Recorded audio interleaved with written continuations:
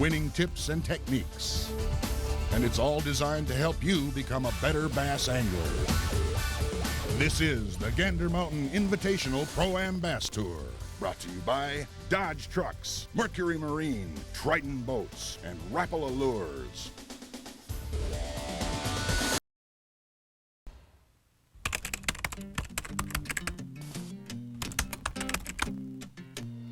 Lake Wisconsin, a 9,500-acre reservoir created in 1924 with the completion of the dam at Prairie du Sac on the Wisconsin River, and arguably one of the most challenging venues on this year's Gander Mountain Invitational Pro-Am Bass Tour. Here, both river and reservoir environments come into play, and an angler's versatility will be his best shot at the money. Upstream, the water is fast and shallow, carving a daunting, ever-changing gauntlet of sandbars and timber snags. That's the kind of stuff you want to watch out for right there. If we had another foot of water, you wouldn't see that. You'd run right into it. The fish, predominantly smallmouth, will be following the current flow and moving constantly. That means a spot that's hot one day may be deader than a doornail the next. It's a risky run. Downstream, the flowage above the dam holds a much higher percentage of largemouth. And although easier to get to, these fish are far more susceptible to unstable springtime weather patterns. The bite will be unpredictable at best. The 1st of May finds the bass in pre-spawn attitude. That would be a largemouth, though. Anglers fishing the reservoir will find largemouth in the warming waters of the many bays and backwaters. It's warmer than I am. On the river, they'll be holding tight to cover in the shallow side channels and sloughs. The smallmouth in lower Lake Wisconsin should be moving from their deep winter locations and suspending near springtime spawning areas. On the river, smallies will be hanging near points and bars, holding in slackwater current breaks. As is most often the case, the two species require different tactics. Anglers keying on largemouth will be pitching jigs and plastics into shallow cover, such as docks and timber, with a vertical pinpoint presentation. On the flats, spinnerbaits and jerkbaits will be crucial in picking off scattered fish. Just slow rolling it along the bottom. You want to bump into rocks, stumps, whatever you can find. Suspended smallies, on the other hand, will be more likely to hit a swimming or sinking lure, such as light swimming jigs and plastics, fluttering tubes, and diving crankbaits. For both species, the trick is to think spring, which means you go small and you go slow. Here's one. So therein lies the challenge on Lake Wisconsin. River or reservoir, largemouth or smallmouth. A little of this and a little of that, or do you pick a pattern and stick to your guns? It's the kind of decision these guys have to make for every tournament, every time. But hey, that's why they're pros, right? Don't go away. We'll be back to bend the ears of some of the guys to find out just what their game plan is for Lake Wisconsin on the Gander Mountain Invitational Pro-Am Bass Tour. Spilling from its banks north of the dam at Prairie du Sac, the Wisconsin River widens to become the Lake Wisconsin Reservoir. Although lake-like in appearance, this is a true riverine system. Fluctuating water levels, constantly changing sand and gravel bars, and bass populations ever on the move. For the most part, the smallmouth are upstream, the largemouth down, but you never know. Smallies should be holding near hard-bottom banks, largemouth in silted backwater bays, but you never know. Pre-spawn is probably the pattern for both species, but you never know. And just to make things interesting, a series of cold fronts is moving in fast, and the weather will definitely become a factor, confounding the fish and the fishermen. So what's the plan for tackling this unpredictable bite? Chances are you just do what the fish do. You go with the flow. But I've been fishing tournaments for about 6 years now, 7 years. For Green Bay pro Scott Webster, the pre-spawn conditions and constant cold fronts mean the bite will be tough on the main lake. So he's contemplating the nerve-wracking run upriver. No, basically what I'm looking for here is a little bit of current and trying to find some active fish. And generally in a cold front condition like this, the river's less affected than the main lake. So, you know, we're gonna take a run up there and take a look and see what we can find. Try to get some riprap, get some current going for these fish, and see if we can't pull the smallies, which are a little bit more active this early in the season compared to largemouth. With his mind made up, Webster begins to run the Wisconsin River Gauntlet, a winding minefield of hull-eating stumps. That's the kind of stuff you want to watch out for right there. And shallow sandbars that pop out of nowhere.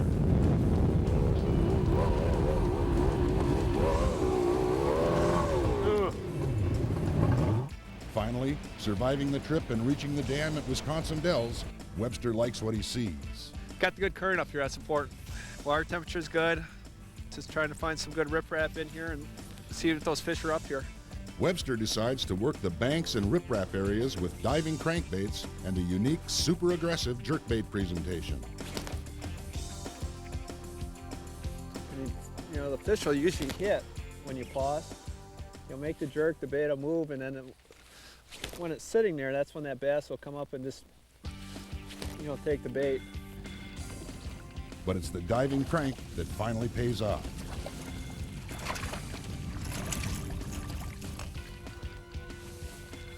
Little one, at least you're up here. Got into fishing a long time ago from my father. It's a lot of fun. I enjoy it, enjoy the competition. Rookie pro Cody Lant is making his pro debut this week, and he understands this isn't the easiest venue for a rookie. Heard through the grapevine the winner's gonna probably come from smallmouth, and more than likely up the river. You can go a long ways up this river system. I'm fairly new on this piece of water, so I'm not gonna go up that far. So, resigned to fishing the main lake and targeting largemouth, Lant goes about the business of determining fish stage and activity. I think that the fish they're in shallow, at times feeding right now, and they're moving out to deeper water when they're done feeding. They're a little ways away from spawning yet. Right now I'm throwing a jig, half-ounce jig up in the brush here, trying to see if there's any females on the way in to some shallow spots. I'm fishing on the lake right now, and these fish seem to be in a pre-spawn stage. Last week's Fox Chain winner Grant Miller is back in his home state looking for 2 in a row. But finding the fish to accomplish that feat is proving quite a challenge. The difference between largemouth and smallmouth as far as staging, the largemouth seem to be a little farther along. You can see some in the shallows getting ready to spawn. They're all the male small bass, largemouth. But the female or the smallmouth, they're still out on the points staging and getting ready to come in. Little guy. That would be a largemouth though. He's warmer than I am. So Miller is looking for specific pre-spawn holding areas in the main lake. Classic locations adjacent to shallow water spawning areas. But not every spot is the same. Fishing reservoir lakes, you almost want to fish them more like a river.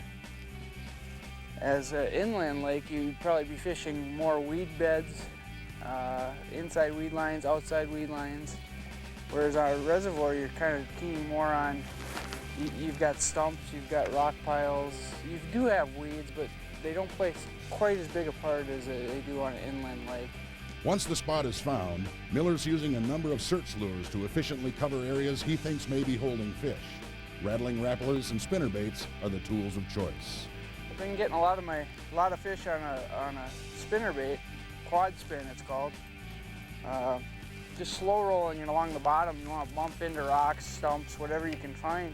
Boat control is also key, especially on main lake structures, and Miller relies on some new innovations to help him stay on fish. Of all the new features that Triton put in their X-Boat, this recessed foot pedal area for the trolling motor pedal is probably the best. On rough, windy days, it's a lot easier to keep your balance when you're standing level as opposed to having one foot up in the air. But as Miller continues to dissect the main lake, and as the pre-tournament practice session winds down, it's becoming more obvious that those brave enough to run the river north are finding a few more heavy fish. I'm just finding the big fish. I can go catch a ton of little ones. I'm sick of catching little ones, but I'm just looking for those bigger ones. Pro Don Bakken is one of those finding good fish working shoreline cover and current breaks in the main river. He's throwing spinnerbaits and crankbaits to find active fish and then slowing down with plastics. I'm fishing this because I'm confident in this little area. And the tube, for me, I like to throw it when I'm in an area that I'm confident because you just don't cover a ton of water with it like you would with a spinnerbait or something. The old ant style. Yeah. Came on a tube, bit real light. Gotta pay attention, or else you don't get them. So what kind of lessons are the Gander Mountain pros learning as tourney day approaches? The cold front affected fish in the main lake aren't cooperating. But as the spawn quickly approaches, the shallow bite could turn on at any time. The smallmouth in the river are bigger and hungrier, but getting to them is a dangerous, time-consuming proposition. Where is that $10,000 winning limit of fish, and who will uncover the best presentation to catch them? We're about to find out. Don't go away. It's tourney day on Lake Wisconsin and the Wisconsin River when the Gander Mountain Invitational Pro-Am Bass Tour returns.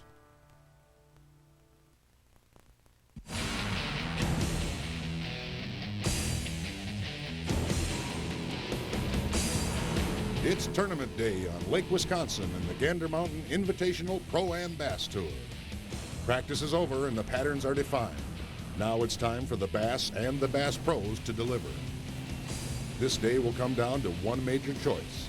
Stay in the lake with its easy navigation but tight-lipped fish, or run the sandbar gauntlet north into the river in hopes of finding a school of active smallmouth. We start in the lake and pro Ted Heitschmidt, who's working shallow wood and docks and hoping today's the day the shallow largemouth bite kicks in. I think myself I'm going to catch most of my fish shallow. I believe that we got a full moon 3 days away. The water temperatures in the low 50s. A little bit of warm water, these fish are ready to spawn. So far, he's finding only small males. Traveling north into the perilous Wisconsin River, we come across Tim Willihnganz. Utilizing a shallow drafting john boat, Willihnganz has opened up some otherwise inaccessible river hotspots. I'm fishing wood now in the morning, but if I go a couple hours without getting any keepers on the wood, I usually go over and start fishing some rock. They want to get on rock and spawn, but this pre-spawn stage are holding on the wood until they're ready to spawn. Little guy. That's what I'm looking for, but not the size. It doesn't take long for Tim to realize the wood bite isn't happening, so he makes a move to a rocky riprap area, where he begins pounding the shoreline with a shallow running crankbait. The move pays off almost immediately.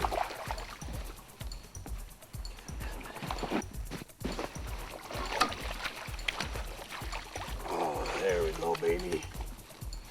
Yeah, that's what we're looking for right here, baby. The 2.5.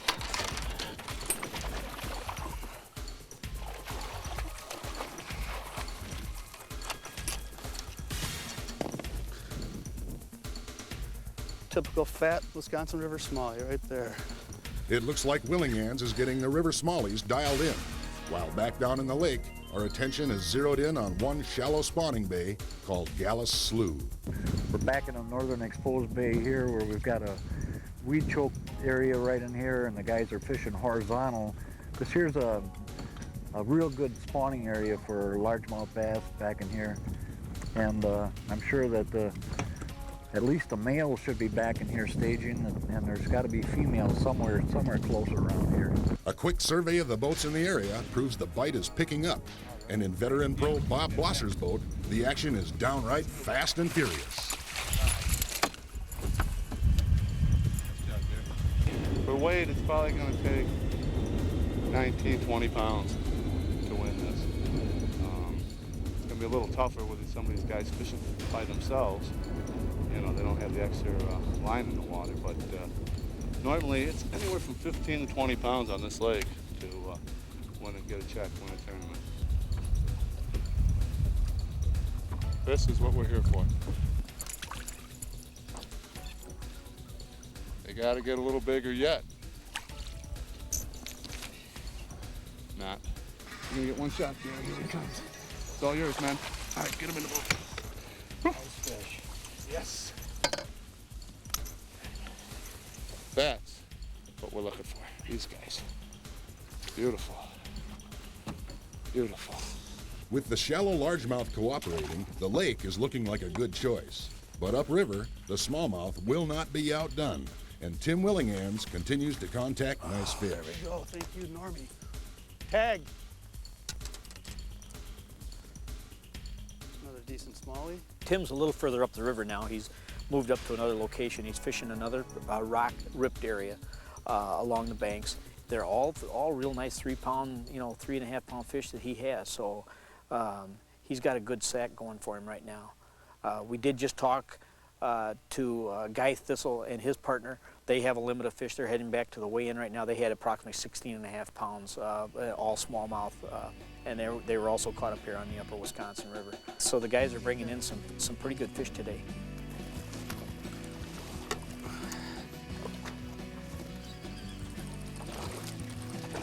Another decent one. I got a decent bag now. Pretty much fishing for one kicker fish. Been catching most of my big fish on crankbaits, so I'm gonna stick with that the rest of the day. It's what's got me going with big fish, and I need one more 5-pounder. I need a 5-pounder to put me on top. With 4 super fish in the live well and time running out, Willihnganz rolls the dice, making a quick move to one last spot before heading for the weigh-in. This is my biggest fish of the day, I think.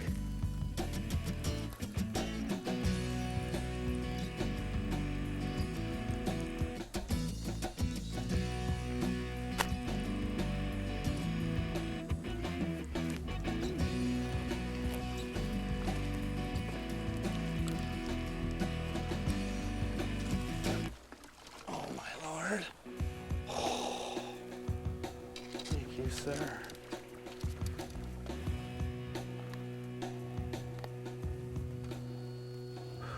Good fish. The last-minute gamble pays off, and with no time to spare, Willihnganz heads for the scales, toting a heavy limit of river smallies. When we come back, it's weigh-in time on Lake Wisconsin, as we let the scales decide who'll take home $10,000 and the title of Gander Mountain Invitational Pro-Am Bass Tour Champion.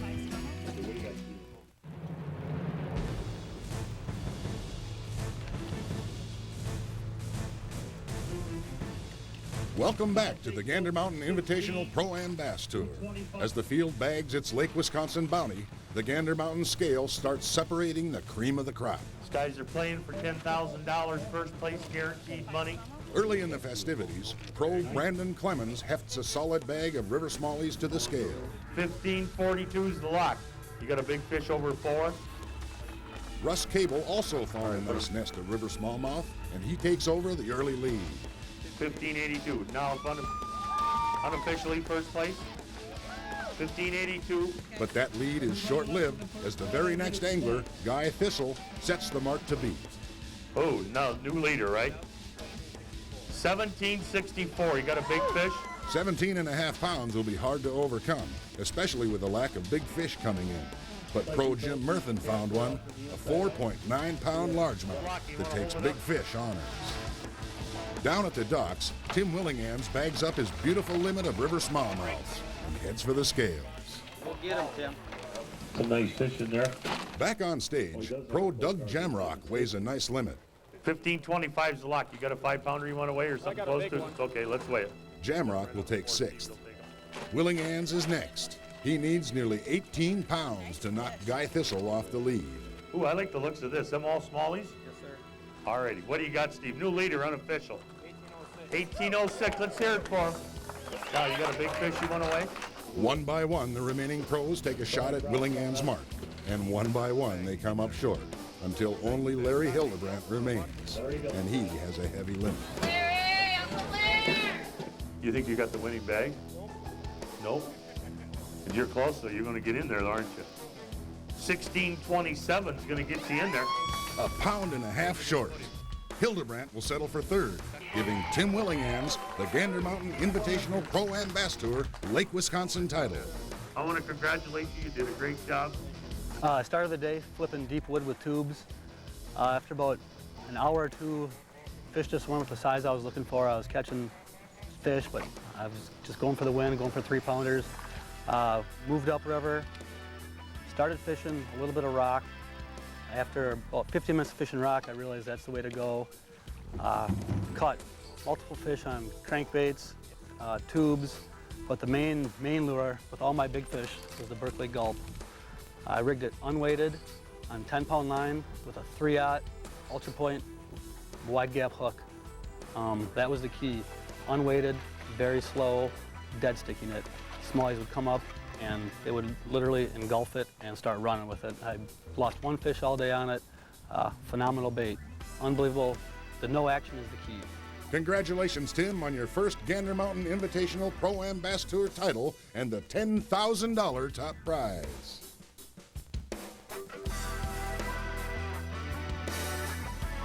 Next week, we'll stay in the great state of Wisconsin, but move north to the big water of Sturgeon Bay.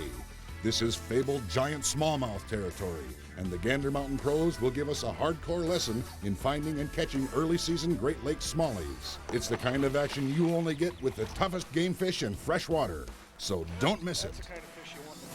Before we go, we'd like to take one more opportunity to thank our fine sponsors, including Dodge Trucks, Mercury Marine, Triton Boats, Rapala, and all of our other partners who make the Gander Mountain Pro-Am Bass Tour possible.